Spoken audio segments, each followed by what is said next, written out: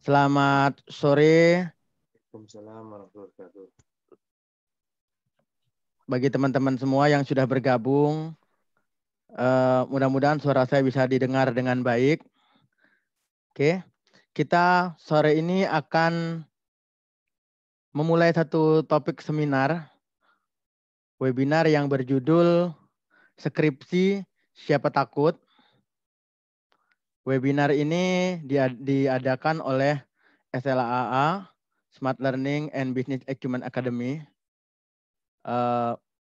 Tema dari seminar hari ini sangat menarik, yaitu untuk membantu teman-teman semua yang mungkin pada saat ini sedang menyusun atau merencanakan untuk menyusun skripsi, yaitu bagaimana teman-teman nanti bisa memperoleh ide untuk menyusun topik penelitian, lalu membuat skripsi yang baik, ya kan?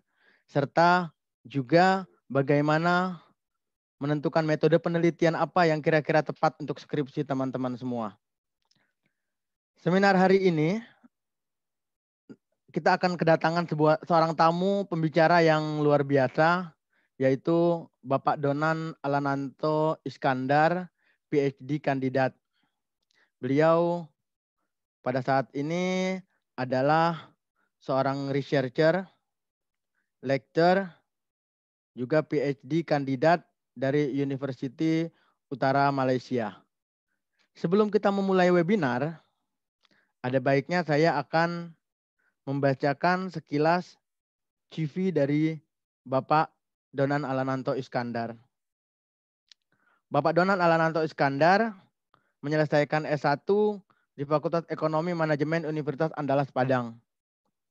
Lalu kemudian beliau menyelesaikan Master of Business Administration untuk konsentrasi International Business di CSU New South Wales University Australia.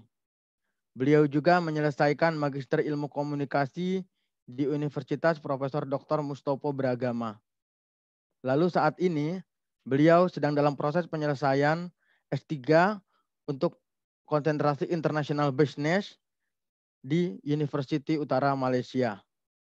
Kelahiran Semarang 50 tahun yang lalu ini adalah bapak dari 2 orang anak. Tentu teman-teman dan kita semua sudah tidak sabar untuk mendengarkan paparan dari Bapak Donan Alananto Iskandar. Sebelum kita memulai acara webinar ini, perlu saya ingatkan bagi teman-teman semua, nanti untuk bisa memfollow Instagram dari Smart Learning and Business Acumen Academy, yaitu di slaa.academy, dan di YouTube SLA, yaitu SLA Academy. Baik, tanpa berpanjang lebar, mari kita sama-sama mendengarkan paparan presentasi dari Pak Donan Alananto Iskandar. Kurang lebih paparan ini akan berlangsung kurang lebih sekitar 1 jam. Dan selanjutnya kita akan memberikan kesempatan kepada teman-teman semua untuk melakukan tanya jawab. Silakan bertanya sepuasnya, silakan bertanya hal-hal apa yang kira-kira menjadi hambatan bagi teman-teman semua dalam menyelesaikan atau menulis topik penelitian. Kepada Bapak Donan Alananto Iskandar, waktu dan tempat kami persilahkan. Terima kasih Pak Febri. Assalamualaikum warahmatullahi wabarakatuh. Salam sejahtera untuk kita semua. Selamat sore teman-teman semuanya, mas-mas, mbak-mbak, adik-adik semuanya. Sebenarnya ya, kalau bagi saya ini skripsi ini bukan pengetahuan ya, tapi praktek.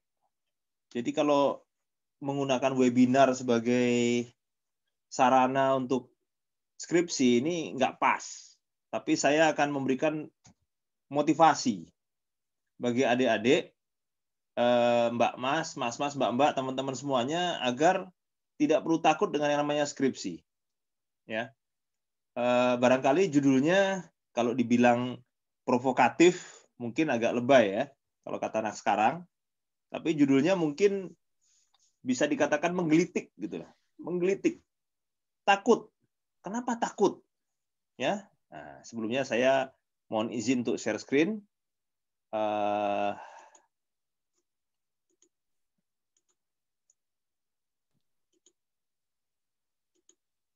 Nah, siapa takut? Kenapa takut dengan skripsi? Bingung memilih topik. Anak sekarang sama anak dulu beda. Waktu saya kuliah dulu itu, skripsi ini topiknya terbatas. Dulu tuh, waktu kami kuliah, ada anekdot. Kapan kita masuk perpustakaan? Sekali waktu mendaftar jadi anggota, semester 1, yang kedua pas mau bikin skripsi. Karena bukunya nggak ada. Kalau sekarang ini, Profesor Google itu tinggal klik, tahu-tahu muncul ribuan judul. Makanya teman-teman semuanya bingung. Banyak banget ini judulnya. Mau pilih yang mana? Jadi kalau kami dulu kuliah bingung karena topiknya terlalu sedikit, kalau Anda kebanyakan topiknya. Masalah yang lain adalah stres. Kok stres skripsi? Ya, skripsi ini memang stres. Soalnya skripsi ini hanya 6 SKS. Waktunya kurang lebih 6 bulan. Tapi menjadi syarat kelulusan. Anda kuliah 140 SKS kurang lebih selama 3,5 tahun. Saya ulang lagi ya. 140 SKS selama 3,5 tahun. IPK-nya sudah 4,4. Sudah lewat itu. Tapi kalau skripsinya nggak selesai, maka gelar sarjana hanya impian. Bisa dibayangkan. Yang kedua, nah ini kultur. Kebetulan saya sedang mengambil PhD di Malaysia. Kultur bangsa Melayu ini mirip. Bangsa Melayu ini pagi-pagi sudah nongkrong di kedai kopi. Ya. Ngobrol sana dan sini. Kayak warung kopi kan? Kayak lagunya Warkop. Ngobrol sana sini. Jadi kultur lisannya itu luar biasa. Kalau postingan di medsos itu sehari mungkin bisa jutaan kita bisa lihat. Postingan. Dengan berbagai macam komentar. Tapi orang yang aktif di media sosial, yang sering ngobrol di warung kopi, tanya, ada berapa tulisan jurnal dan buku yang sudah diterbitkan? Mungkin 1, 2, atau mungkin malah nggak ada. Karena kultur bangsa Melayu ini memang menonton dan bicara. Ya, menonton bicara. Menulis kurang. Barangkali ini ada kaitannya dengan teknologi. Jadi kalau bangsa Eropa, itu mereka sudah punya budaya membaca di abad pertengahan. Kemudian mereka juga punya budaya menulis di abad lampau. Ketika teknologi datang, berupa televisi, dan sekarang tentunya gadget, budaya membaca dan budaya menulis mereka tidak hilang. Namanya juga budaya. Tapi di Indonesia dan Malaysia, umumnya itu belum sampai ada budaya membaca dan menulis, karena kalau mau nulis harus baca dulu. Tahu-tahu sudah muncul televisi. Sehingga kita sudah terlanjur suka nonton, baca belakangan. Apalagi nulis. Jadi kurang pede. Sama dengan terlalu banyak topik tadi juga terlalu banyak pilihan. Kalau dulu saya masuk perpustakaan, skripsinya terlalu sedikit. Kalau sekarang masuk perpustakaan, skripsinya terlalu banyak. Banyak banget skripsi, sehingga bingung. Mau yang mana yang dipilih ini?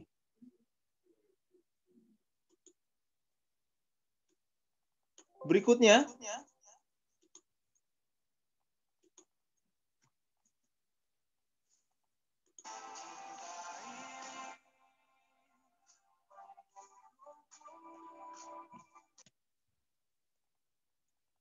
nih ada yang lucu. Jadi ada anekdot ya, ada apa? Pepatah di kalangan mahasiswa bahwa kalau Tuhan itu memberikan cobaan sesuai kemampuan manusia. Tapi kalau dosen itu katanya memberikan cobaan melebihi kemampuan mahasiswa. Sehingga rasanya mau mati saja. Ini orang-orang pesimis ini. Ya mau bunuh diri di atas pohon toge katanya.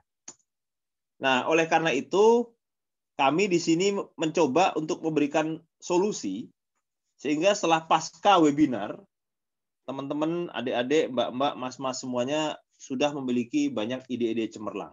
Jadi skripsi saya berani. Nah, ini kira-kira seperti itu.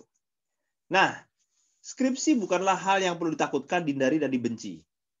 Ya. Jika hidup itu ibarat main game, skripsi itu adalah salah satu level yang harus kamu lewati untuk naik ke level selanjutnya. Iya.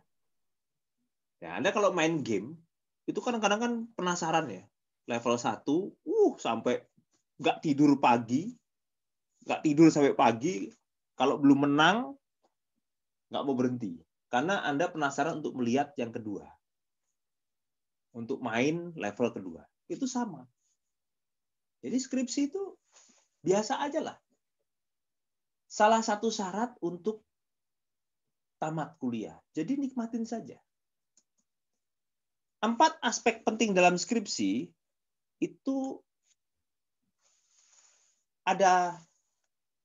Pertama adalah Anda. Komitmen kedisiplinan. Kemudian fokus pada topik yang dibahas, ya, pencarian referensi jurnal, ya, dan penunjang topik. Pemahaman dasar statistik, metodologi penelitian, dan attitude atau sikap perilaku menghadapi dosen, lingkungan, dan teman. Nah, kita lihat ini. Anda maunya apa? Mau sekedar lulus cepat, tulisan biasa-biasa saja. Tulisan bagus, lulus bisa agak lama. Tapi itu kita harus punya motivasi bahwa lulus cepat dan tulisan bagus. Tidak ada yang paling baik, every person has its own choice. Terserah kamu. Jadi begini, saya dulu pernah punya mahasiswa, ini mahasiswa sebenarnya cerdas. Bahkan di atas rata-rata, IP-nya saja mendekati 4, 3,8, 3,9. Kemudian dia membuat topik yang menurut saya ini sulit. Saya udah bilang, Mas, ini kalau bikin topik seperti ini nanti nggak kelar-kelar loh. Bisa lama, karena cari datanya susah dan lain-lain. Nggak apa-apa, saya ingin. Akhirnya si mahasiswa ini gagal lulus cum laude gara-gara dia lulusnya tidak tepat waktu. Sangat disayangkan. Sangat disayangkan sebenarnya. Saya bukan menyatakan bahwa bikin skripsi itu yang jelek saja. Bukan begitu maksudnya. Karena sebenarnya skripsi ini kan salah satu syarat ya. Jangan sampai Anda kuliah dan SKS selama 140 SKS itu gagal dan Anda tidak bisa wisuda dengan tepat waktu, dengan nilai yang tinggi hanya gara-gara skripsi. Jadi kalau misalnya kira-kira Anda ini kemampuannya ya biasa-biasa aja, atau kalau mahasiswa kelas malam itu juga sambil kerja, ya sudah, yang penting sesuai dengan format dan standar penulisan skripsi yang baik dan benar. Tidak harus punya high quality. Toh tidak semua lulusan S1 tuh ingin jadi dosen, peneliti, atau penulis. Mayoritas tentunya ingin bekerja. Jadi memang, ya jujur saja saya katakan skripsi ini kalau untuk Anda bekerja di perusahaan biasa-biasa aja, ya itu sebenarnya nggak penting-penting amat. Nah, faktor skripsi supaya tepat selesai dan cepat itu internal dan eksternal ya. Jadi it's all about you, motivasi, manajemen waktu, tujuan, pantang menyerah, dan lain-lain. Kemudian Anda bisa lihat ya. Nah, skripsi, pengalaman saya, itu paling cepat 2 bulan. Itu mahasiswa yang cemerlang biasanya 2 bulan. Tapi average itu kisarannya 6 bulan itu sudah lulus. Artinya 6 bulan itu sudah dengan revisi. Anda sama juga dengan pekerjaan lain sebenarnya. Harus punya timeline, harus punya target.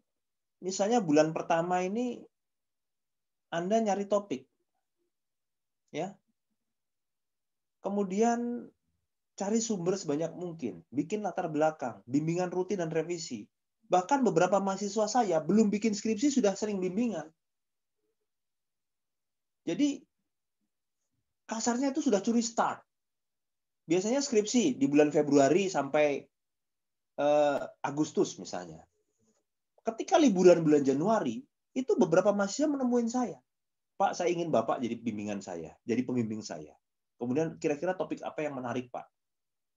Sehingga ketika proposal skripsi harus dikumpulkan dan bimbingan, mereka sudah punya proposal yang baik karena sebelumnya sudah bimbingan. Jadi sudah curi start.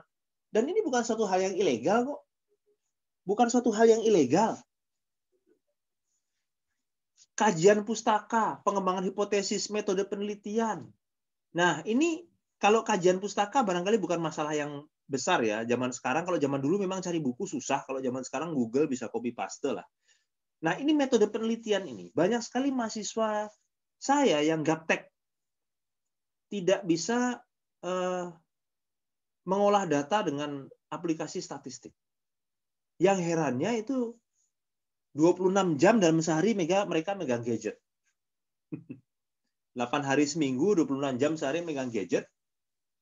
Tapi begitu aplikasi statistik gaptek. Nah, install saja nggak bisa. Nah, padahal aplikasi statistik itu banyak yang diperoleh di Google itu dengan gratis. Atau misalnya bisa aja pinjam dari senior, terus diinstal. Itu saja. Mulai dari semester semester 5, semester 6 lah. Itu Anda sudah harus belajar sendiri lewat tutorial di YouTube dan lain-lain, itu banyak banget. Install di aplikasi statistik di komputer Anda, dan minimal belajar sendiri yang gampang-gampang. Sehingga ketika dosen mengajarkan, itu Anda sudah lagi-lagi sudah curi start, sudah ada beberapa yang di benak Anda.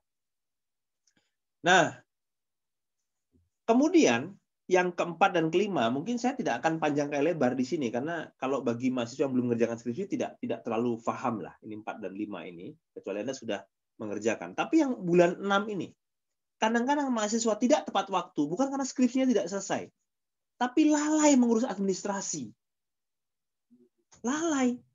Ntar sok, mau bayar pendaftaran, nanti. Tahu-tahu deadline. Tidak peka, tidak aware, tidak sadar dengan tanggal-tanggal penting. Misalnya pembayaran terakhir untuk sidang skripsi tanggal 7 November. Santai, terlalu santai. Terus lupa. Tanggal 8 datang ke kampus, udah telat, nggak bisa bayar. Sehingga harus sidang di semester berikutnya. Wah, kalau ini sih sudah, kalau bagi saya sebagai dosen pembimbing tidak termaafkan. Tapi it happens. Itu beberapa kali terjadi dengan mahasiswa saya. Mengurus administrasi, karena hidup di dunia, apalagi di lingkungan formal seperti kampus, kantor, pasti ada birokrasi dan administrasi. Jadi suatu hal yang wajar. Ini suatu hal yang wajar. Kalau juga administrasi itu adalah satu bagian yang sangat penting. Jadi ini catatan penting buat siapa juga, bahwa jangan lupa dengan deadline. Kemudian penentuan topik. Nah, ini dia. Ada mahasiswa itu sering nanya sama saya, Pak, topiknya apa Pak yang enak buat skripsi? Loh, kok nanyanya sama saya? Nah, yang bikin skripsi kan sampean, saya bilang gitu kan. Terus mahasiswa nanya lagi ke saya, Pak, saya kan jurusan manajemen. Kebetulan saya dari manajemen ya. Saya kan jurusan manajemen. Enaknya saya ngambil pemasaran, keuangan, atau SDM, Pak. Atau kalau di akuntansi, audit, pajak, atau laporan analisa, laporan keuangan, Pak. Lah, kok nanyanya lagi-lagi sama saya? Itulah kenapa pentingnya ketika Anda waktu SD, SMP, SMA itu, kadang-kadang itu, bukan kadang-kadang, saya kira sekarang sudah lumrah ya, ada psikotes. Psikotes itu sebenarnya bukan Anda pintar atau tidak pintar, itu salah itu. Itu kadang-kadang ada image yang salah. Psikotes itu adalah Anda tuh cocok jadi apa, bekerja sebagai apa, Kalau kuliah itu cocoknya ngambil program studi apa? Kalau SMA itu jurusannya apa? Apakah IPS, apakah IPA, dan lain-lain. Topik itu ya apa yang suka Anda. Misalnya Anda suka dengan finance, keuangan. Anda suka dengan marketing. Anda suka dengan SDM. Anda lulus tuh gelarnya sarjana manajemen kok. Anda lulus tuh gelarnya sarjana manajemen. Tapi manajemen itu sangat luas. Makanya ada konsentrasi, yaitu keuangan, pemasaran, dan sumber daya manusia. Agar Anda fokus. Berdasarkan program studi itu, Anda bisa pilih topik. Misalnya topiknya marketing, karena saya di bagian dulu marketing internasional ya, S2-nya ya. S1-nya marketing manajemen. Marketing, maka Anda bisa browsing. Cari judul-judul skripsi, banyak banget di Google itu. Ratusan, bahkan mungkin ribuan yang berkaitan dengan marketing.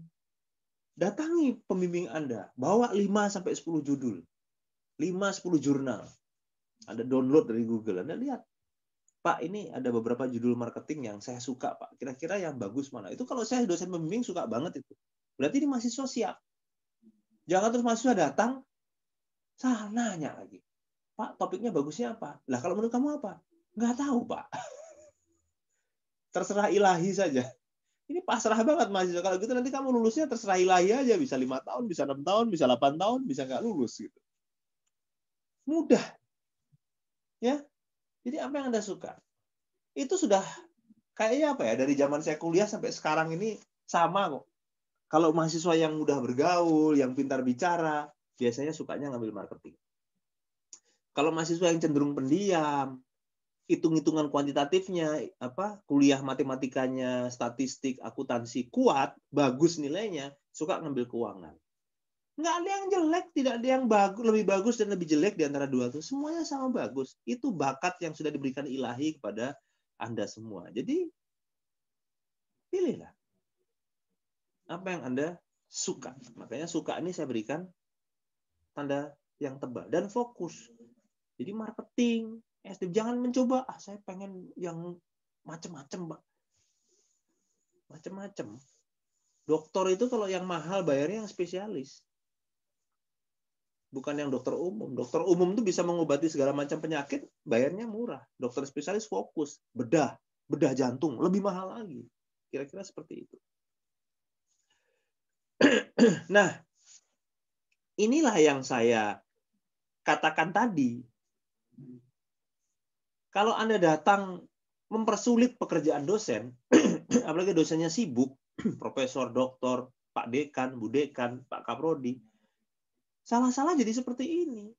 Makanya saya bilang, mulai dari Desember, Januari misalnya, kan, pas waktu-waktu libur Anda sudah mulai browsing, Anda datang dengan beberapa pilihan topik. Bukan hanya satu topik saja. Karena kalau satu topik, ada kemungkinan Anda ditolak. Datang dengan beberapa pilihan topik. Kalau dengan jurnal atau dengan skripsi-skripsi terdahulu, sehingga dosen akan senang.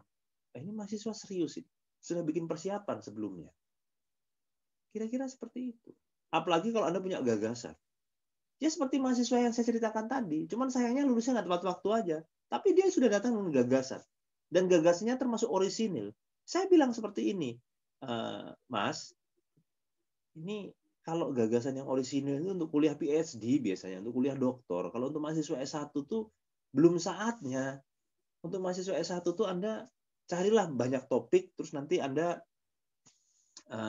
istilahnya cari banyak topik. Habis itu Anda pilih topik yang kira-kira paling Anda suka. Ya, tapi sayangnya ya seperti itulah mahasiswa kan, beraneka ragam tingkah laku. Nah, ini yang saya katakan tadi ya, 1 semester malahan. Kalau saya bilang pas liburan ya. Kalau 1 semester ini saya bukan demotivasi Anda ya, bukan demotivasi Anda sama sekali enggak ya. Mungkin hanya beberapa mahasiswa yang amat cemerlang saja yang 1 semester sebelum ambil skripsi itu sudah mulai siap-siap rajin ke perpus ya. Saya ambil yang realistis lah. Yang realistis itu mayoritas mahasiswa itu tidak rajin-rajin amat. Sehingga saya berikan solusi yang mudah, yang kira-kira well implemented, yang bisa diimplementasikan dengan realistis. ya itu kira-kira pas liburan. Jadi kalau misalnya skripsi mulai di bulan September, mungkin bulan Agustus Anda sudah mulai browsing-browsing, sudah mulai cari informasi.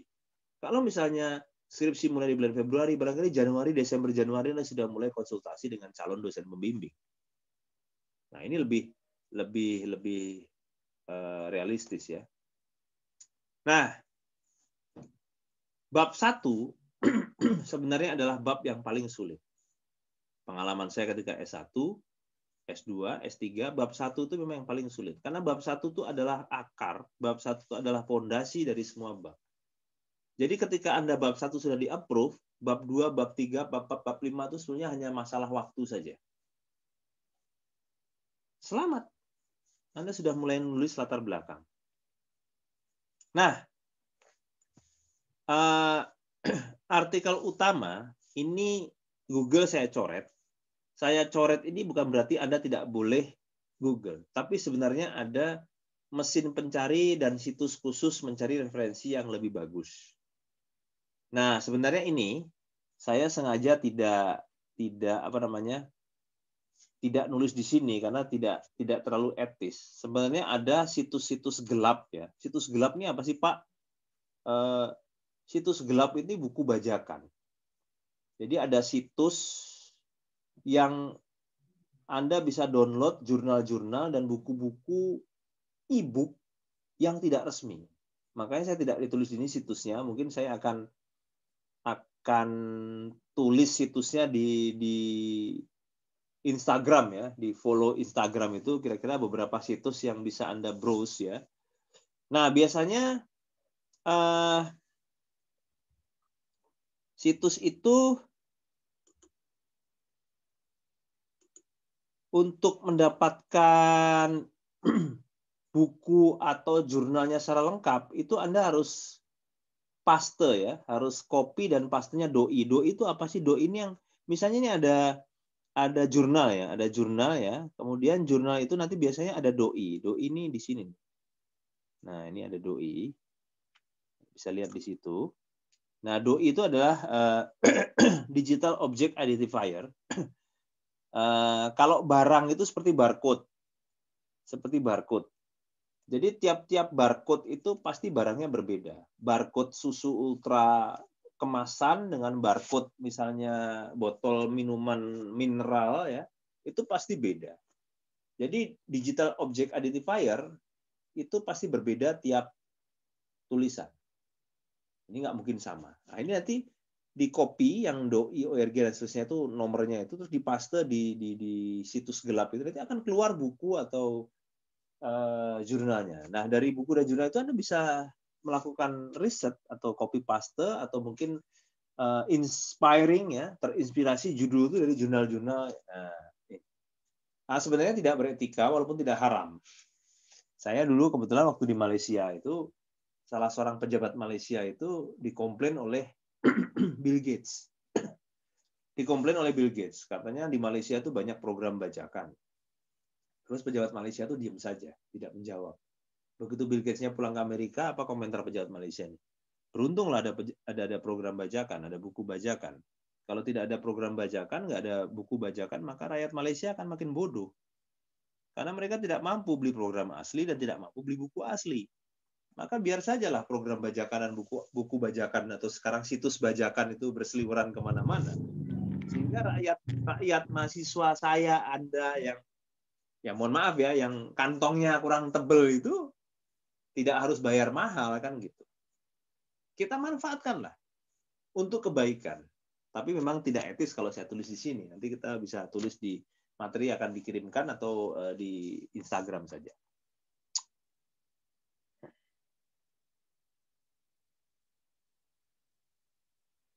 Oke. Nah, tidak usah pusing-pusing mencari artikel kualitas bagus berdasarkan keyword yang ingin kamu cari. Lihat saja daftar pusaka dari salah satu artikel utama yang kamu gunakan. Jadi, ketika Anda sudah menemukan artikel ya, katakanlah Anda sudah menemukan artikel ini, kemudian artikelnya sudah muncul, jurnalnya secara komplit, maka Anda tinggal ini aja. Nah, ini contohnya nih. Ini misalnya dapat artikel ya. Artikelnya ini. Terus Anda nggak perlu nyari-nyari apa itu namanya istilahnya artikel lainnya yang bagus. Kalau Anda ingin menulis skripsi dengan judul The Balance Scorecard, otomatis artikel-artikel yang di daftar pustaka yang di Balance Scorecard ini adalah artikel-artikel bagus yang memang untuk Balance Scorecard. Ini ya. Ini bisa lihat di sini.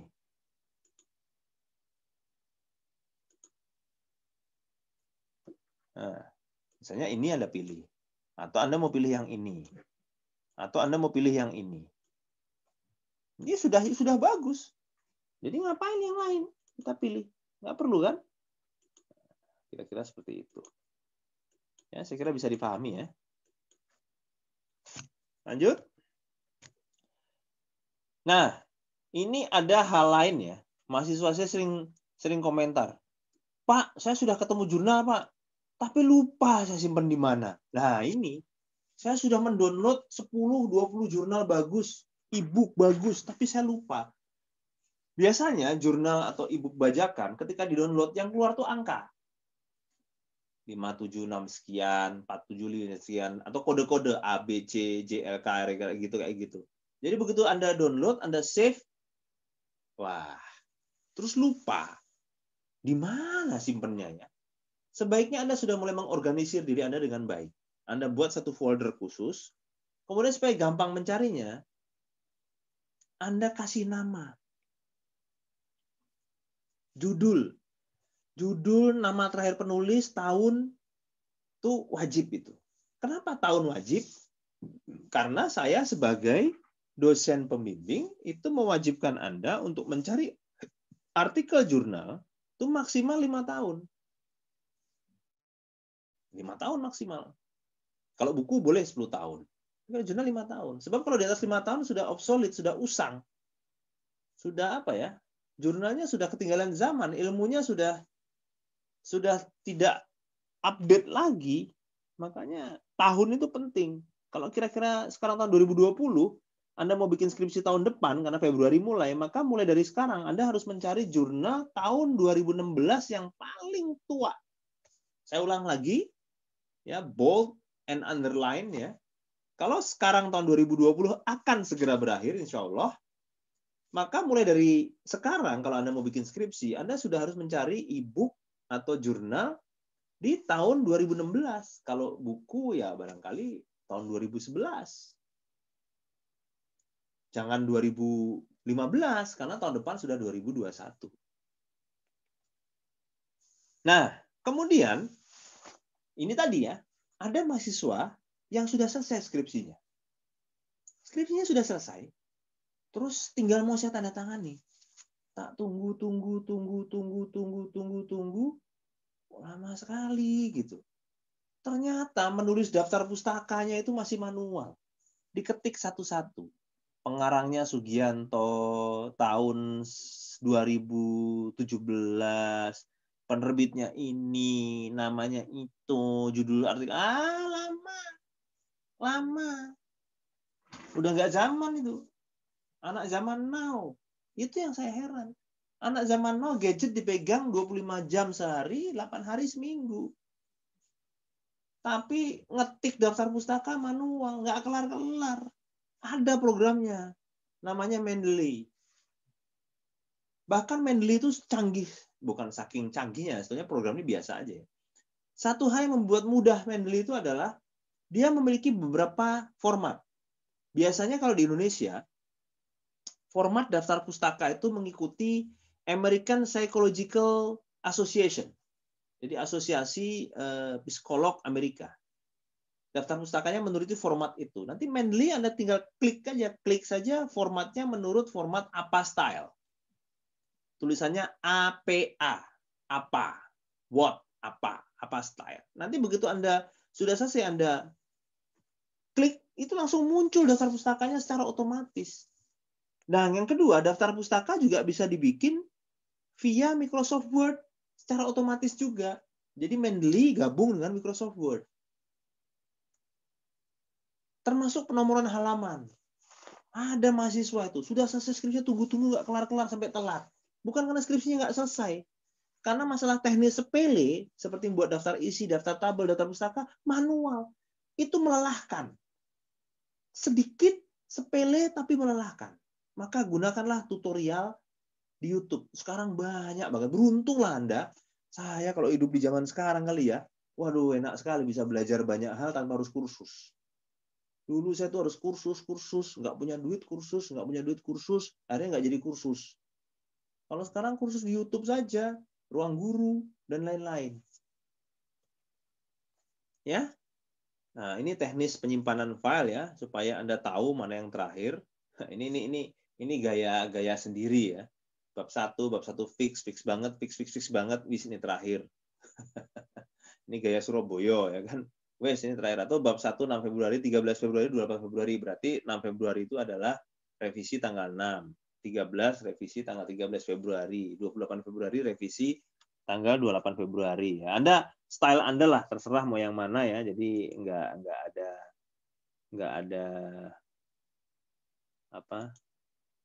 ada paksaan mau pilih yang mana. Kemudian ini yang saya katakan tadi, mayoritas mahasiswa itu kuantitatif kalau di Fakultas Ekonomi. Kalau ada di Fakultas Ilmu Sosial, Politik, dan Komunikasi barangkali kualitatif. Sehingga nomor 3 ini mungkin tidak relevan dan tidak signifikan. Akan tetapi kalau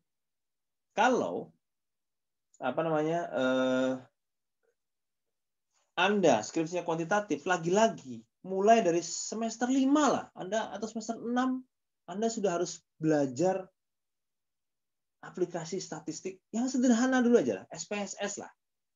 Sebab kalau Anda sudah bisa SPSS, belajar yang lain tuh gampang. Karena SPSS itu yang paling sederhana. Kalau yang paling sederhana aja udah nggak bisa, apalagi yang lain. Kira-kira seperti itu. Nah, yang terakhir ya, 4 faktor tadi, yang terakhir adalah faktor eksternal. Dosen pembimbing, teman, dan aturan kampus. Outside you. Dosen. Nggak ada ini. Nggak ada itu. Itu mungkin dosen zaman dulu. Kalau saya, mahasiswa saya yang malas skripsi itu malah saya telepon.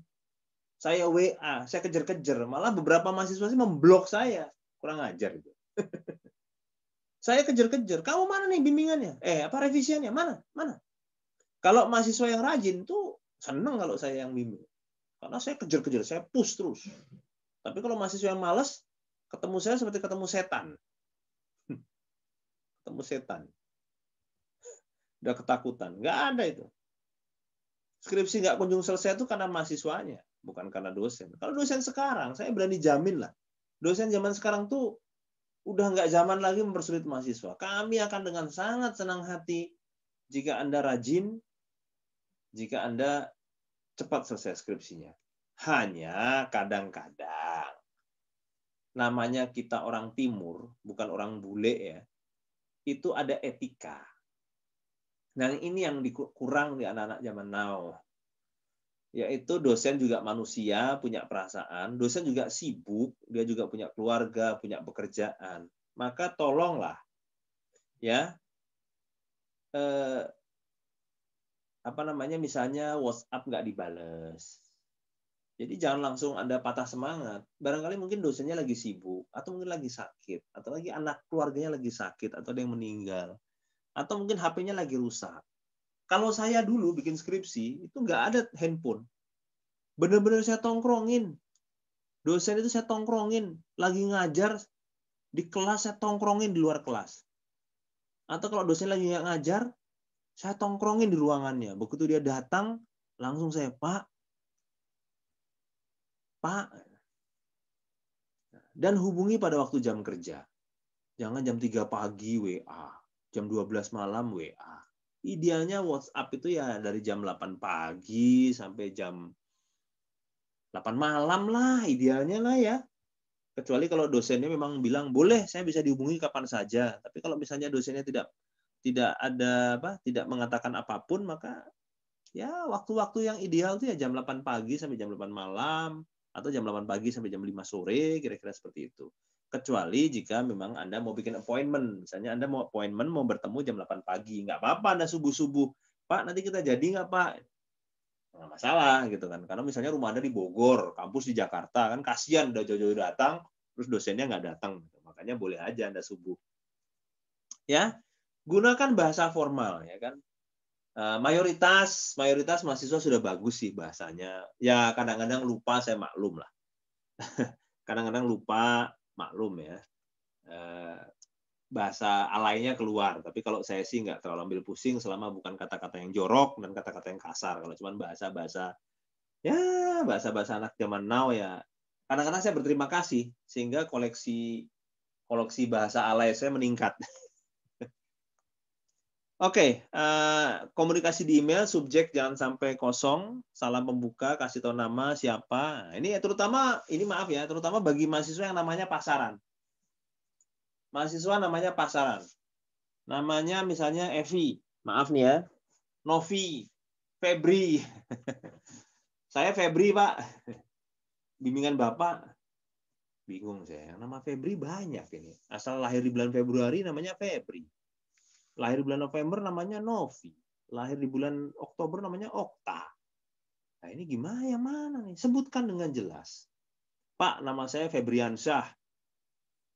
NIM 2017 sekian-sekian. Mahasiswa bimbingan Bapak di program studi manajemen Universitas X gitu. Sebutkan dengan jelas. Kecuali kalau mahasiswa memang sudah mengenal Anda dengan sangat baik. Supaya tidak mix up. Ya. Nah, ini mirip-mirip dengan yang pertama tadi, cuman barangkali ada tips dari saya, jangan pernah mangkel dan sebel dengan dosen pembimbing, sibukkan diri sembari menunggu, sabar dan ikhlas, always semua akan indah pada waktunya. Ini mungkin gini ya, ada dosen yang sebenarnya tidak mau mempersulit. Cuman kadang-kadang dosen ini dulu waktu mahasiswa, mahasiswa yang cemerlang. Mahasiswa yang IPK-nya tertinggi, lulusan wisudawan terbaik sebuah perguruan tinggi top di dunia dan akhirat. Sehingga kadang-kadang ini si dosen ini ingin mahasiswanya seperti dia. Apes ya, kalau Anda dapat yang dosen yang beginian, jujur apes. Tapi that's life ya, that's life. Kadang-kadang hidup memang seperti itu. Tidak semua yang Anda inginkan itu terjadi. Nah, kuncinya ya sabar dan ikhlas lah. Sabar dan ikhlas kalau ada revisi-revisi yang tiada akhir dari dosen-dosen seperti ini, karena sebenarnya prinsipnya mereka tuh ingin yang terbaik dari Anda. Hanya barangkali standarnya beda ya. Nah, ini harus sabar, ikhlas, dan tentunya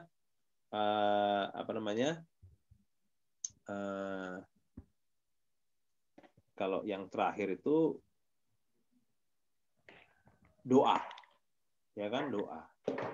Nah, ini revisi.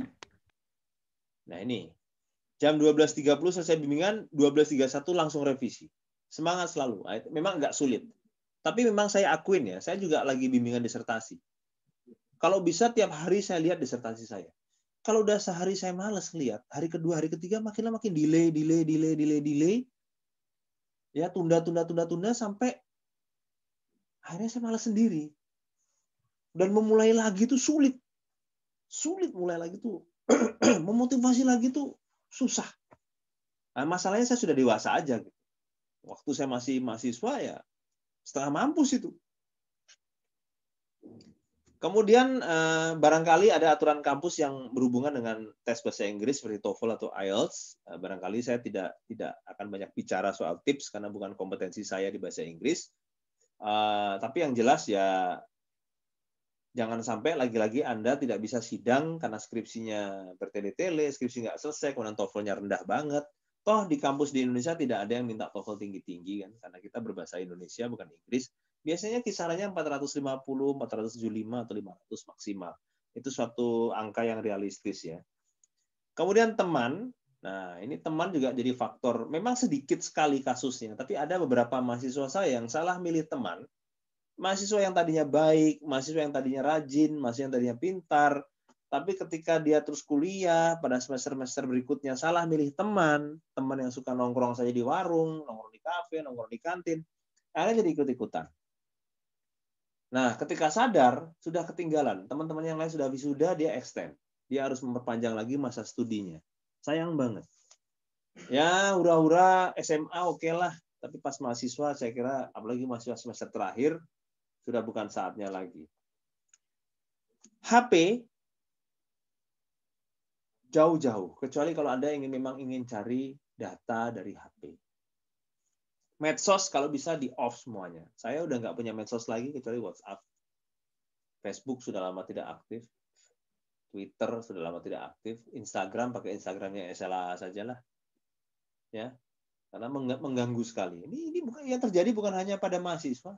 Segala jenis profesi, artis, olahragawan, banyak yang karirnya terjun bebas hanya karena terlalu banyak main medsos. Ya, saya kira kalau saya sebut nggak enak, tapi barangkali Anda sudah tahulah beberapa olahragawan dan artis yang kasusnya yang karirnya meredup hanya karena sering main medsos. Dan yang terakhir dan paling penting adalah doa. Ya, sebenarnya bukan saya letakkan doa terakhir karena dianggap tidak penting, tidak.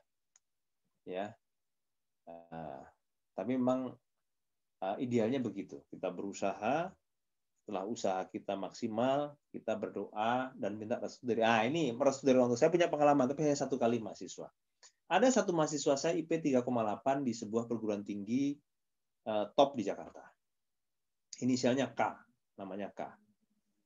Biasanya orang kalau mau sidang skripsi, itu selalu minta 2 restu orang tua. Ini mahasiswa pinter, rajin, pinter, terbukti dia belum wisuda sudah dapat kerja. Dan karirnya bagus, sering tugas ke luar negeri sampai ke Moskow. Karena saya sampai hari ini masih berhubungan. Sampai ke Moskow, Rusia. Cuman sayangnya IP 3,8 tidak cum laude. Gara-gara pas mau sidang, dia malah berantem sama orang tuanya. Pas sidang, dia malah berantem sama orang tuanya, akibatnya dihukum sama Tuhan. Begitu sidang, tidak satupun pertanyaan dia bisa jawab. Blank. Blank. Akhirnya dia tidak lulus, mengulang sekali lagi. Dan hanya dapat nilai C. Sehingga ada nilai C, nggak bisa cum laude. Sayang 1000 sayang. Tapi mau gimana lagi? Sudah takdirnya begitu, durhaka sama orang tua, untung belum durhaka. Karena belum meninggal. Kira-kira seperti itu ya. Sama juga dengan lagu jadul. Lagunya almarhum Chrisye di tahun 70-an. Badai aja pasti berlalu, skripsi juga pasti berlalu. Dan skripsi yang terbaik bukan seperti yang saya utarakan di pertama tadi. Yang berkualitas baik, yang bagaimana high class, nggak ada. Skripsi yang baik adalah skripsi yang selesai. Mau bikin topik yang ribet, mau bikin topik yang sederhana, it's your choice. Anda yang tahu kemampuan Anda yang tahu passion Anda yang tahu kira-kira fasilitas apa yang Anda miliki, itulah Anda. Itu yang Anda pilih. Jadi kalau kata pepatahnya, it always seems impossible until it's done. Skripsi bukan sesuatu yang impossible, sesuatu yang possible. Dan pasti done, insya Allah. Kira-kira seperti itu. Thank you so much for your attention. Terima kasih. Acara saya kembalikan kepada Bapak Moderator yang sangat energik, yaitu Bapak Febriansyah, Doktor Kandidat. Terima kasih. Pak Febri, monggo Pak. Baik, terima kasih banyak Pak Donan untuk paparannya yang sangat mencerahkan.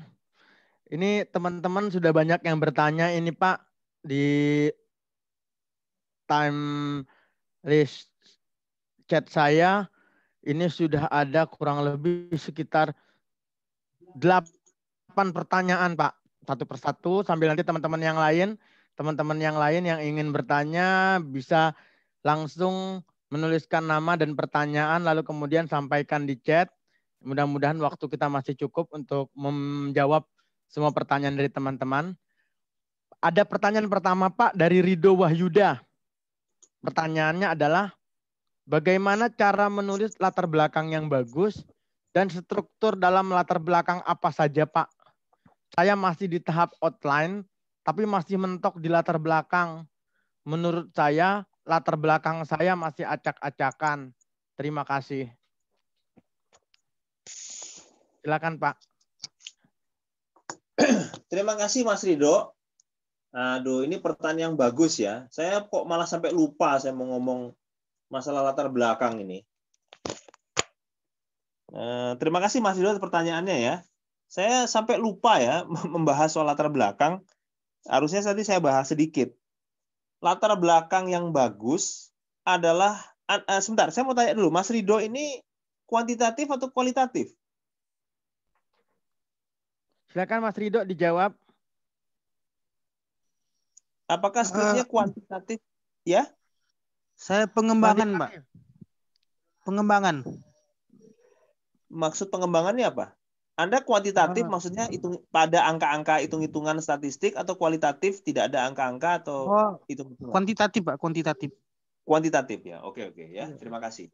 Jadi kalau kuantitatif itu yang pertama, latar belakang itu harus berbentuk piramida terbalik. Kalau piramida itu kan yang besar di bawah, terus mengkerucut lancip di ujungnya. Jadi latar belakang itu piramida terbalik. Jadi artinya Anda mulai dengan sesuatu yang general. Saya ambil contoh misalnya pengaruh brand, merek terhadap misalnya minat beli. Saya ambil judul yang gampang saja lah. Pengaruh brand, pengaruh merek terhadap minat beli. Maka kita jangan cerita soal brand, jangan cerita soal minat beli dulu. Kita cerita soal bisnis global. Jadi di paragraf pertama, latar belakang itu kita cerita soal bisnis global. Dunia dewasa ini, persaingan bisnis sangatlah ketat. Nah, itu the main idea atau ide utama dari paragraf pertama. Persaingan bisnis di dunia ini semakin ketat. Paragraf kedua, masih general, masih hal yang umum. Tapi Indonesia. Di negara Indonesia juga sama. Persaingan bisnisnya tidak kalah ketat dibandingkan dengan negara-negara lain. Paragraf ketiga, sudah mulai kita senggol-senggol sedikit tuh brand.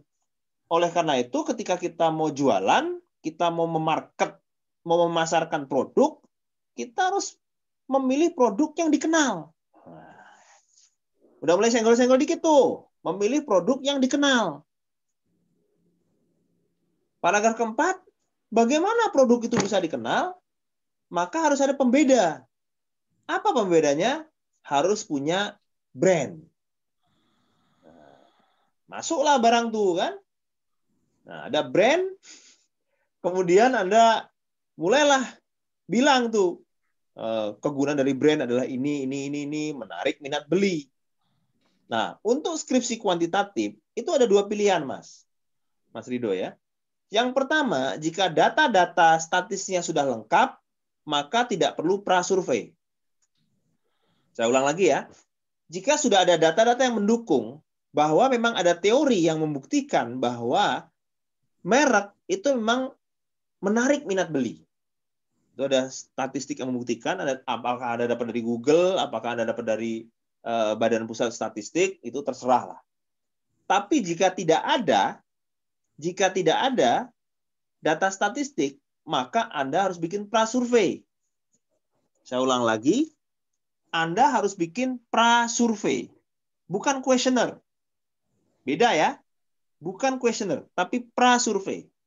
Prasurvei ini Anda cukup bertanya kepada responden jumlahnya 15-20 orang saja cukup lah. Anda tanya sama teman-teman Anda 15-20. Dua pertanyaan saja. Pertanyaan pertama berkaitan dengan brand. Pertanyaan kedua berkaitan dengan minat beli. Produk apa yang Anda jual? Katakanlah misalnya produk minuman mineral merek X. Jawabannya ya tidak cukup, ya tidak cukup. Tapi ya, Jawabannya nggak boleh semuanya ya dan tidak boleh semuanya tidak. Saya ulang lagi. Brand, misalnya. Apakah Anda kenal dengan brand air mineral X? Dari 15 responden, 12 menyatakan ya, 3 tidak. Saya ulang lagi ya. 12 menyatakan ya, 3 tidak. Kemudian, jika Anda mengenal brand X, Anda mau beli nggak? Apakah Anda berminat membeli? 11 menyatakan iya, 4 tidak. Nggak boleh semuanya tidak, nggak boleh semuanya iya. Harus ada yang tidak. Kalau respondennya menjawab semua iya atau tidak, gimana nih? Saya ngajarin jelek ini. Ya Anda bikinlah, ada yang jawab iya, ada yang jawab tidak. Pinter-pinter lah, gitu. Pinter-pinter. Kenapa? Kalau ada yang menjawab tidak, itulah yang namanya gap. Nah, gap. Oh, berarti ada yang tidak kenal dengan brand kita ya. Dari 15 responden, ada 3 yang nggak kenal brand kita. Kemudian dari 15 responden, 11 responden menyatakan iya dan 4 menyatakan tidak. Berarti ada yang menganggap bahwa brand kita itu tidak menarik dibeli. Brand kita ini brand yang biasa-biasa saja. Nah, makanya saya tertarik untuk gong itu di paragraf terakhir. Oleh karena itu, saya tertarik untuk meneliti dengan judul pengaruh brand terhadap minat beli. Gitu latar belakang yang bagus. Kira-kira seperti itu Pak Febri. Bagaimana Mas Rido? Siap, paham Pak, paham. Terima kasih Pak. Ya, sama-sama. Oke, Mas Rido. Ya, Mas Rido Semoga sukses. sudah cukup jelas Sehat ya. selalu. Terima kasih. Pak Donan, ada pertanyaan kedua Pak dari Harniatika. Pertanyaan beliau, selamat sore Pak, saya Harniatika, mahasiswa FKIP semester 7. Izin bertanya Pak, menurut Bapak sebagai dosen, kira-kira apa saja yang membuat sebuah judul skripsi ditolak? Ya, silakan Pak Donan. Ya, terima kasih. Selamat sore juga Mbak Harniati, panggilnya apa Harni ya. Tapi sebenarnya saya tanya lagi pertanyaan yang sama, apakah kualitatif atau kuantitatif? Mbak Harniatika. Ya, selamat sore Pak. Ya, sore. Ya. Penelitian saya sebenarnya belum mulai sih Pak, cuman udah mulai ngajuin judul. Nah, untuk metodenya sendiri, untuk pendekatannya sendiri saya kualitatif. Oh, kualitatif. Kemudian ada di FKIP itu jurus konsentrasinya apa, Mbak? Saya pendidikan bahasa Inggris, Pak. Pendidikan bahasa Inggris. Oke. Jadi gini, Mbak. Kalau untuk kuantitatif, saya cerita kuantitatif dulu ya, karena barangkali mungkin yang pendengar di sini, peserta di sini ada yang kuantitatif juga. Untuk yang kuantitatif, yang membuat judul itu sering ditolak adalah variabel X dan Y-nya sudah terlalu umum.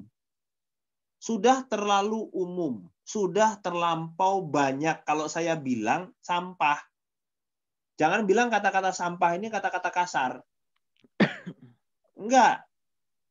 Enggak. Saya itu katakan kepada mahasiswa saya metode penelitian. Jangan bikin skripsi dengan judul yang nyampah. Sampah ini kan apa ya? Sudah terlalu banyak berserak-serak gitu.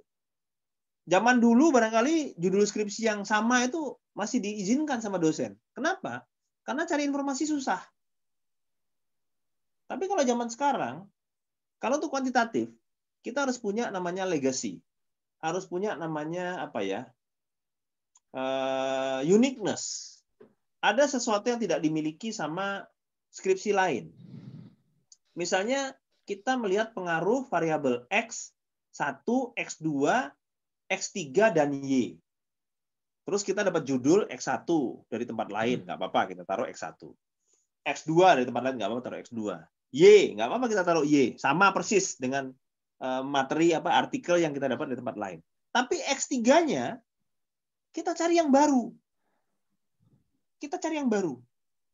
Maka ketika dosen pembimbing nanya, judul kamu tuh apa sih perbedaannya dibandingkan yang lain? Sebut. Saya punya X3 beda, Pak. X3 saya adalah uniqueness saya yang tidak dimiliki oleh artikel lain. Atau jarang. Kalau tidak, kayaknya nggak mungkin. Jarang. Makanya browsing-browsing jurnal yang banyak itu penting. Nah, kalau kualitatif, itu mahasiswa, Karena kebetulan S2 saya ada 2 ya, yang satu lagi ilmu komunikasi, jadi itu kan kualitatif. Kualitatif itu mahasiswa cenderung bikin skripsi atau tesis yang judulnya deskriptif. Yang judulnya deskriptif dan cenderung pengulangan dari tesis atau skripsi terdahulu. Misalnya kalau di ilmu komunikasi, di broadcasting tuh representasi sosok wanita dalam film R.A. Kartini. Nah, kualitatif kan? Saya ulang lagi ya, misalnya representasi kaum wanita pada film R.A. Kartini. Tahu-tahu ada 30 mahasiswa yang menghadap saya, judulnya representasi, ini maaf ya, representasi kaum homoseksual di film X.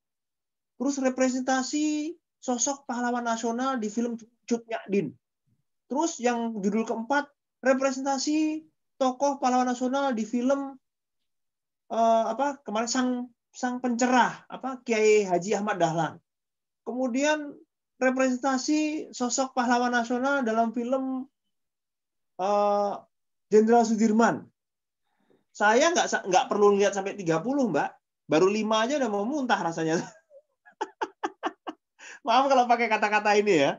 Karena ini suatu hal yang biasa-biasa aja. Bahkan di negara-negara maju pun ada istilah trash. Itu sampah. Oh, jangan cari judul yang sampah. Anda harus punya legacy. Legacy itu sesuatu yang ditinggalkan dari diri Anda. Wah, ini representasi semua. Jangan. Nah, oleh karena itu, mulai dari sekarang, Mbak, itu Anda harus sering browsing. Browsing minimal kalau S1 30 lah jurnal. Terus Anda lihat dari 30 jurnal itu, ada 1-2 jurnal yang jarang. Yang jarang. Sebab kalau kualitatif nggak pakai variabel kan? Nggak pakai variabel. Lihat 1-2 jurnal yang jarang. Nah, jurnal itulah yang Anda inspiring. Anda terinspirasi dengan judul di artikel jurnal ini yang berbeda dengan 28 lainnya. Berbeda dengan 28 lainnya. Nah, kira-kira seperti itulah, Mbak Ermi ya. Bisa difahami nggak? Kalau saya bukan background bahasa Inggris ya, jadi saya kurang paham ya judul-judul bahasa Inggris yang saya ketahui. Cuman mungkin ini bisa dijadikan inspirasi. Terima kasih Pak Febri. Saya kembalikan lagi. Baik. Mungkin Mbak Harniatika bagaimana Mbak? Sudah cukup jelas jawaban dari Pak Donan? Sudah cukup jelas, Pak. Terima kasih. Oke, baik. Terima kasih. Sama-sama, Pak. Oke, lalu ada pertanyaan lagi, Pak. Pertanyaan lagi dari pertanyaan ketiga ini dari Mbak Fani Inggriani Malau. Pertanyaannya, Pak, bagaimana saya bisa menentukan perbedaan antara theoretical framework dan conceptual framework? Bisa Pak jelaskan lebih rinci? Terima kasih. Nah, silakan Pak Donan. Terima kasih Mbak Wani. Ini pertanyaannya rekayasa bukan sih? Kok pertanyaannya bagus-bagus semua? Kayak bukan pertanyaan anak S1 deh nih. Ya serius. Ini pertanyaan rekayasa kayaknya nih. Kayaknya ada nitip pertanyaannya nih. Jujur ya, saya selama jadi dosen, ini jujur ya. Karena anak S1 tuh kadang-kadang pertanyaan itu standar gitu. Saya tuh kadang-kadang pengen anak S1 tuh pertanyaan yang challenge gitu loh. Tapi kadang-kadang pertanyaan standar. Tapi ini 3 pertanyaan bagus-bagus semua. Kayak pertanyaan titipan. Oke, saya mau jelaskan gini Mbak Fani ya. Bedanya theoretical framework dan konseptual. Kalau untuk S1, biasanya teori itu nggak perlu. Konsep saja. Jadi walaupun namanya landasan teori atau kerangka teori, ya atau landasan konseptual apapun, itu biasanya nggak perlu teori.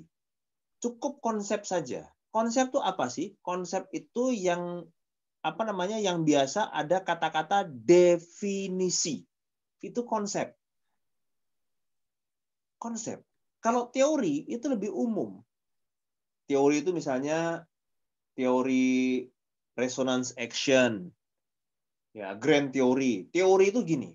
Kalau konsep itu pertama ada definisi, kedua itu adalah ilmu-ilmu baru yang update yang muncul dalam 5-10 tahun terakhir. Sementara kalau teori, seperti teori ekonomi, kita boleh pakai buku yang berumur dari abad 18. Itu boleh. Karena belum ada teori baru yang muncul. Teori ini, walaupun dia buku dibuat pada abad 18, tapi itu adalah teori yang memang paling update. Gak ada yang lain. Sekarang teori bedanya sama konsep apa? Gini, ya, saya ambil contoh dalam buku metode penelitian. Misalnya, kebetulan si penulis buku metode penelitian yang saya baca ini psikolog. Jadi dia membahas soal cinta. Membahas soal cinta. Nah, saya tuh pertama kali waktu jadi dosen itu saya pernah ketemu dengan mahasiswa S2 psikologi. Kemudian bikin tesis kuantitatif. Bingung saya. Mbak, kebetulan dua-duanya perempuan ya. Mbak, ini kok bikin skripsi tesis kuantitatif, emang bagaimana mengukur perasaan? Mereka yang jelaskan sama saya. Jadi gini Pak, dalam landasan teori itu ada teori. Apa itu teori cinta? Cinta itu adalah perasaan kasih dan sayang. Itu teorinya. Wah, bingung. Kalau kasih sayang sama binatang, punya kucing gitu berarti cinta. Ya bisa jadi. Kasih sayang sama ibu, sama Tuhan, sama bapak, sama teman, sahabat, itu cinta. Ya bisa jadi. Itu teori. Abstrak. Terlalu abstrak sekali. Maka supaya lebih fokus, teori itu kita breakdown menjadi konsep.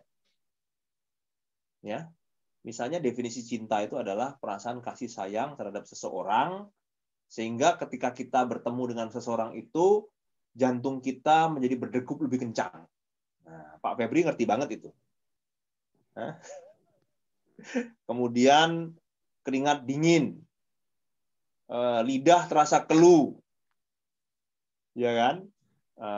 Terus jantung tadi berdebar-debar, kemudian kita jadi mendadak malu. Nah, seperti itu. Nah, kemudian dari konsep itu, kita breakdown lagi menjadi operasional variabel. Nah, nanya lagi sama saya tuh, Mbak, itu perasaan dibikin operasional variabel dari teori, konsep, kemudian ke operasional variabel, gimana caranya ya? Oh, gampang, Pak. Makanya dalam teori kuantitatif itu, kadang-kadang suka dibikin-bikin. Tapi itu kesepakatan para pakar. Jadi bikin kayak gimana? Oke, bagaimana mau menunjukkan bahwa si Fulan itu cinta sama si dia? Nah, kita bikin pertanyaan kuesioner. Operasional variabelnya itu, dimensi dan indikatornya itu, seberapa sering si Fulan itu memberikan hadiah-hadiah kecil kepada Fulani? Atau seberapa sering menelpon atau WhatsApp dalam sehari dan mengucapkan kata sayang. Nah, jadi yang kualitatif, yang berupa perasaan, dibikin jadi kuantitatif. Jadi dari teori yang abstrak, kemudian mulai lebih fokus di konseptualnya, sampai akhirnya menjadi operasional variabel. Nah, kalau Anda lihat teori di dunia ini, ilmu sosial ya, ngomong-ngomong Mbak Hani ini jurusannya apa Mbak? Mbak Fani ini jurusannya apa Mbak? Mbak Fani bisa dijawab. Silakan diaktifkan mic-nya, Mbak. Jurusannya? Oke, mungkin Mbak Faninya belum aktif ini, Pak. Oh ya, nggak apa-apa. Jadi, teori itu nggak banyak. Kalau di teori sosial, ilmu sosial sendiri sebenarnya ada 8 teori kalau nggak salah itu. Ada 8 teori yang menjadi grand teori dari tesis atau skripsi ilmu sosial. Nggak banyak itu. Jadi teorinya muter-muter ke sana ya, tapi konsep yang berkembang. Contohnya kayak pemasaran. Kalau teori manajemen dari dulu sama. Teori manajemen ya, kasih orang manajemen. Teori manajemen itu bagaimana kita mencapai tujuan perusahaan melalui tangan orang lain. Dari abad 18 sampai hari ini teorinya masih seperti itu. Jadi teori manajemen itu adalah mencapai tujuan perusahaan melalui tangan orang lain. Tapi gimana strateginya? Udah mulai bermunculan. Misalnya marketing. Nah, kalau zaman dulu marketing itu orang jualan di pasar, marketing. Apa definisi pasar? Definisi pasar tempat bertemunya penjual dan pembeli. Nah, di era digital seperti sekarang ini, marketplace, kita nggak pernah ketemu. Bayar aja nggak cash. Bayar pakai GoPay, pakai OVO, pakai kartu kredit. Marketplace seperti Tokopedia, Bukalapak, dan lain-lain. Kita nggak pernah ketemu sama orangnya. Jadi definisinya berubah. Tapi teorinya masih sama. Yang namanya marketing itu kita menjual barang dan customer satisfaction. Orang puas. Masih sama teorinya dari dulu sampai sekarang. Nggak berubah. Teori resonant action. Supaya orang itu tergerak untuk membeli. Dan ketika dia puas, action ya, action. Tergerak untuk melakukan aksi. Nah, ketika dia puas, maka dia akan membeli kembali. Repeat purchase. Nah, teorinya sama, resonant action. Tapi kan konseptualnya itu berubah. Berkembang. Kira-kira gitu Pak Febri ya. Oke, baik. Bagaimana Mbak Fani? Sudah bisa menjawab pertanyaannya? Oke, mudah-mudahan sudah bisa terjawab ya apa yang ditanyakan mengenai conceptual framework dan juga theoretical framework perbedaannya. Pak Donan, ada pertanyaan lagi Pak dari Alvin Hidayat. Ya. Pertanyaannya, Pak, bagaimana menghadapi dosen yang tidak bisa ditebak? Karena terkadang saat saya konsultasi dan sudah mempersiapkan outline skripsi, bahkan mengirim filenya, terkadang hanya dibaca tanpa ada penjelasan apapun mengenai sesuatu yang salah. Nah, silakan Pak. Ya, ini kadang-kadang saya juga kasihan menghadapi mahasiswa yang bertemu dengan oknum ya, tanda kutip oknum dosen yang susah ditebak moodnya. Mahasiswa sopan. Saya kenal dengan mahasiswanya, tidak ada masalah sama sekali dengan attitude mahasiswa. Mahasiswanya sopan, santun, baik, jadi kemungkinan dosennya tersinggung nggak ada. Tapi kok dosennya mempersulit. Nah, mungkin langkah pertama memang kita harus selalu mengingatkan dosen itu terus-menerus. Asumsi saya adalah dosen ini pelupa. Tapi kalau nggak bisa juga, mau nggak mau kita harus lapor kepada Kaprodi. Kita lapor kepada Kaprodi. Kita lapor kepada Ketua Program Studi atau Ketua Jurusan untuk menjadi jembatan permasalahan ini. Sulit memang, sulit ya. Menghadapi dosen yang moody. Kalau saya dulu, kalau ngadepin dosen moody, saya belum pernah punya pengalaman. Yang pengalaman saya dulu adalah mahasiswa punya dosen pembimbing senior, profesor senior yang susah susah dibilangin lah kasarnya kan, artinya arogan, tanda kutip arogan lah, merasa dia paling senior, merasa paling pintar dan lain-lain. Kemudian si mahasiswa udah nyerah ya, udah sampai nangis-nangis dan lain-lain, lapor kepada Kaprodi. Kemudian Kaprodi kasuistik menunjuk saya sebagai pembimbing kedua. Jadi Pak Profesor ini sebagai pembimbing pertama, saya pembimbing kedua. Nah, sehingga mahasiswa ini bisa curhat dengan saya, bisa curhat, bisa puas lah bimbingannya. Bimbingannya tuh nggak ada masalah, saya layani kapanpun, dimanapun gitu. Nah, nanti Pak Profesor itu paling hanya ngecek-ngecek yang kurang-kurang saja. Tapi nggak tahu apakah di tiap kampus punya kebijakan pembimbing boleh sampai 2. Lalu alam saya. Memang ujung-ujungnya kalau sampai 2-3 bulan nggak ada perkembangan, memang harus lapor ke Kaprodi. Kalau nggak, mahasiswanya jadi korban, Pak Febri. Nggak kelar-kelar, kasihan. Saya ada satu kasus lagi, tapi ini kasusnya agak-agak lucu. Ini mahasiswanya cowok, dosennya cowok, mahasiswanya cewek.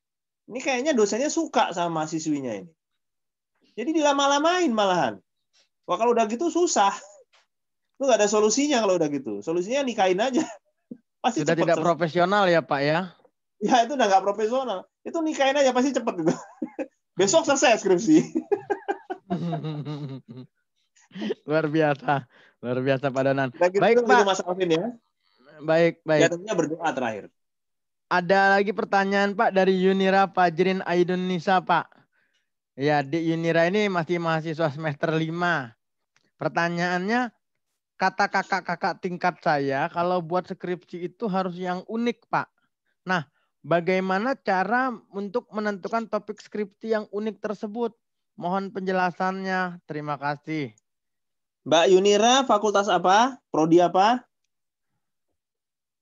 Mbak Yunira, bisa dijawab?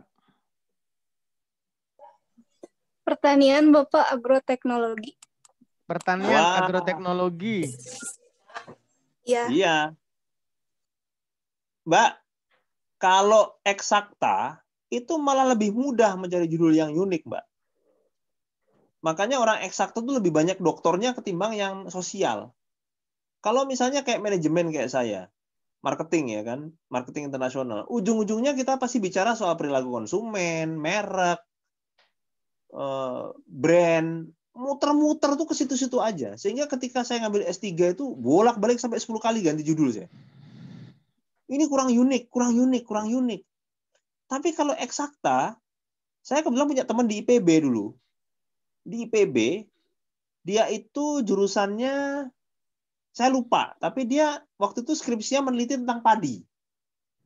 Jadi waktu saya SMA, terus teman saya yang kuliah di IPB, ngambil skripsinya tentang padi. Nah, padi ini kan varietasnya macam-macam.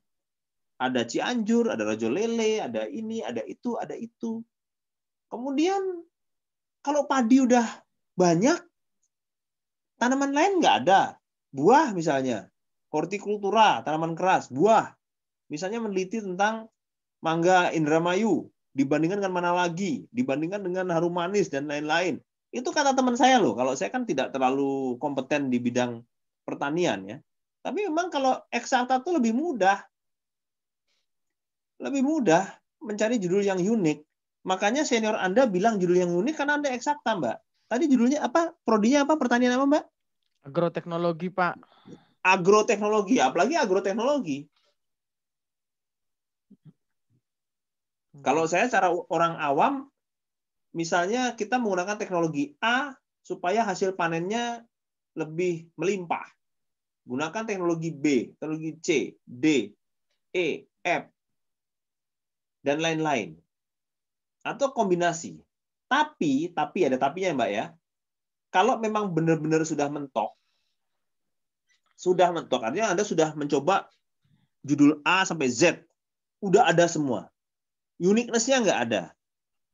Maka ada dua cara supaya skripsi topik mahasiswa kelihatan unik.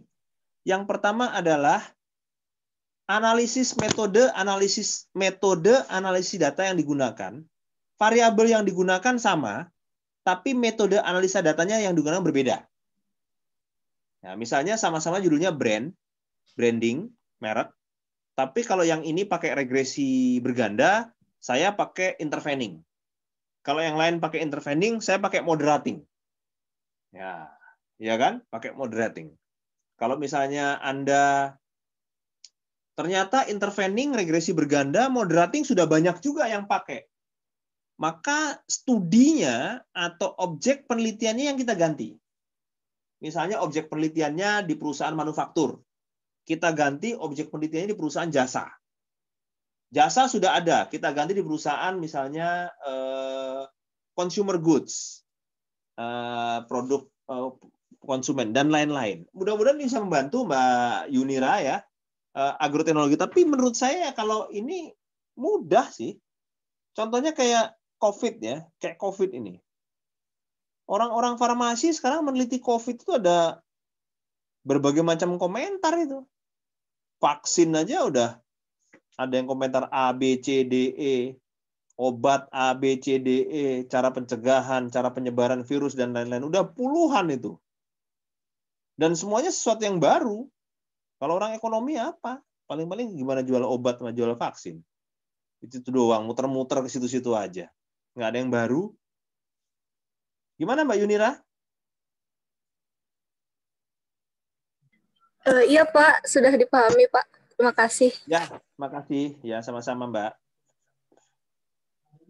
Oi.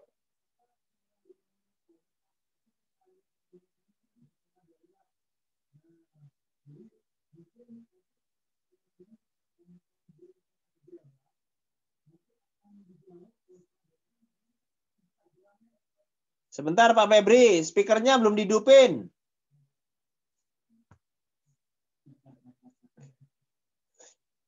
Videonya juga belum on, Pak.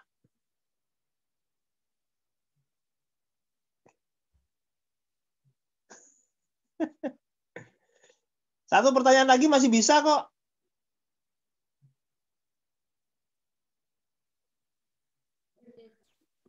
Baik, minta maaf nih Pak Donan, apa itu namanya, apa itu speakernya tadi itu agak sedikit, apa itu, ya, ini. Ya, tapi saya dengar Pak. Iya, Satu ini pertanyaan teknis. lagi bisa, satu pertanyaan lagi bisa.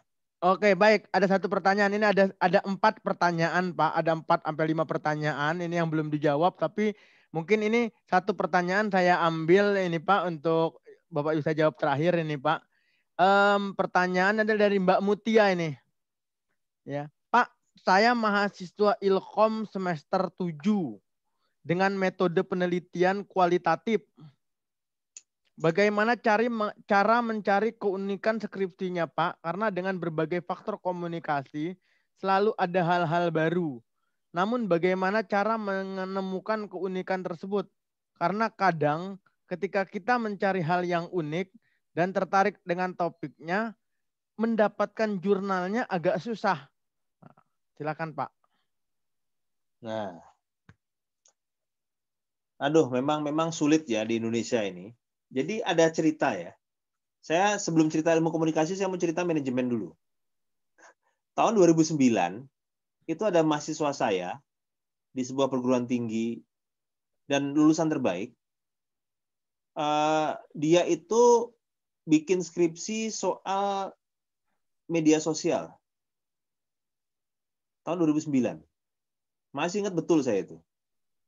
Wah, itu cari bukunya setengah mampus itu. Google juga belum sekencang sekarang. Buku-buku yang teori mengenai media sosial itu belum ada. Jurnal-jurnalnya sangat sedikit. Sampai akhirnya saya sendiri minta izin kepada Ibu Kaprodi dan Pak Dekan.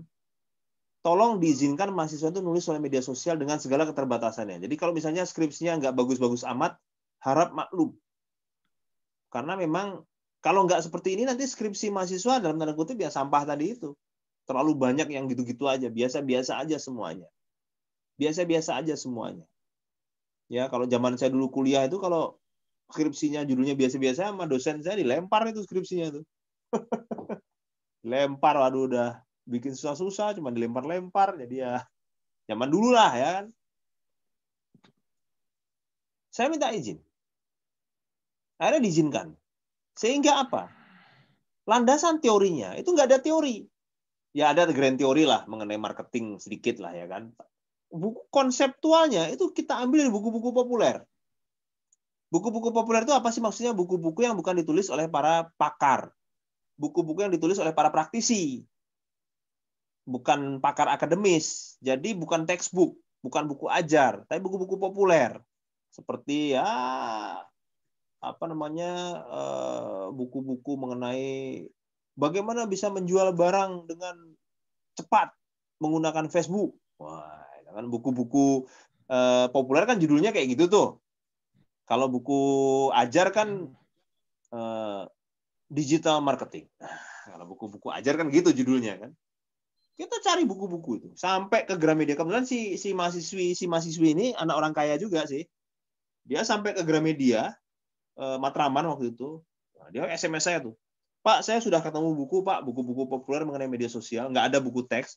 Sudah habis 3 juta saya, Pak. Waktu itu begitu.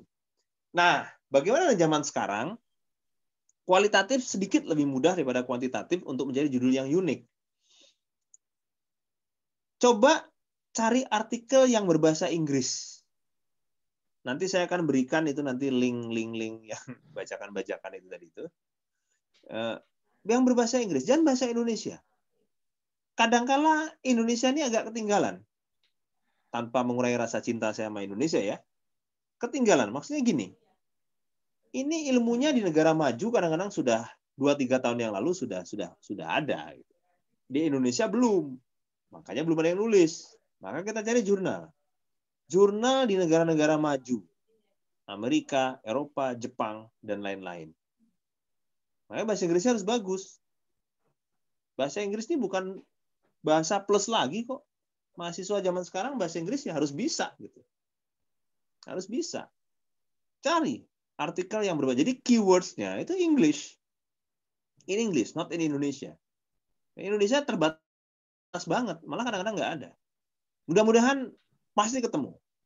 Kecuali kalau Anda bikin judul baru ya. Ya udah itu saja Mbak Mutia. Ilmu komunikasi, apalagi ilmu komunikasi, Baik. perkembangannya kan sangat pesat ya. Harusnya bisa. Saya kira cukup Pak Febri. Baik, baik. Terima kasih Pak Donan. Pak Donan, ini masih banyak pertanyaan dari teman-teman, tapi memang karena keterbatasan waktu, tidak bisa kita jawab semua. Jadi komunikasi akan kita lanjutkan lagi nanti di WhatsApp group atau di apa itu nanti Instagram, grup Instagram ya kan, untuk nanti bisa berkomunikasi juga dengan Pak Donan ya kan, bisa berkomunikasi dengan Pak Donan, bisa berdiskusi dengan Pak Donan. Jadi komunikasi kita akan terus berlanjut, akan terus berjalan begitu kan. Apa pertanyaan-pertanyaan dari teman-teman ya kan yang ingin didiskusikan bisa nanti ditanyakan kepada Pak Donan melalui grup WA SLAA, dan nanti kita akan buat grup Instagram di SLAA juga. Seperti itu Pak. Baik. Ya, terima kasih Pak Febri. Dengan demikian webinar hari ini selesai. Tapi sebelum kita menyelesaikan dan menutup webinar ini, saya mau minta mohon kepada teman-teman semua peserta webinar untuk mengaktifkan kamera karena kita akan melakukan sesi foto bersama. Kita akan melakukan sesi foto bersama. Jadi dalam hitungan kelima, saya mohon kepada teman-teman peserta semuanya untuk mengaktifkan kamera. Kita akan melakukan sesi foto bersama. Ya. Mohon kepada teman-teman untuk bisa mengaktifkan kameranya agar kita bisa melakukan sesi foto bersama.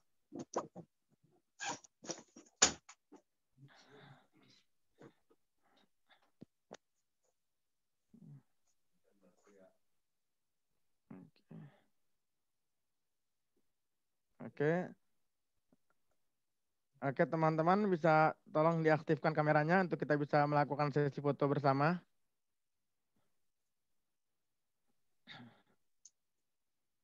Bagaimana Pak Admin? Sudah bisa kita lakukan sesi foto bersama? Baik. Untuk teman-teman kita siap posenya siap.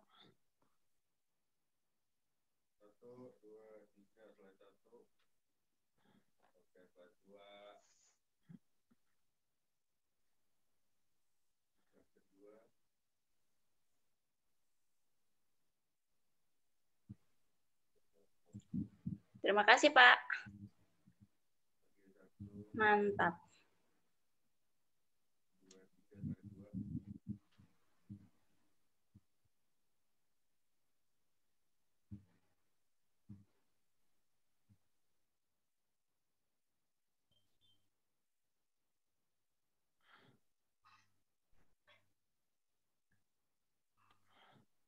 Oke, baik.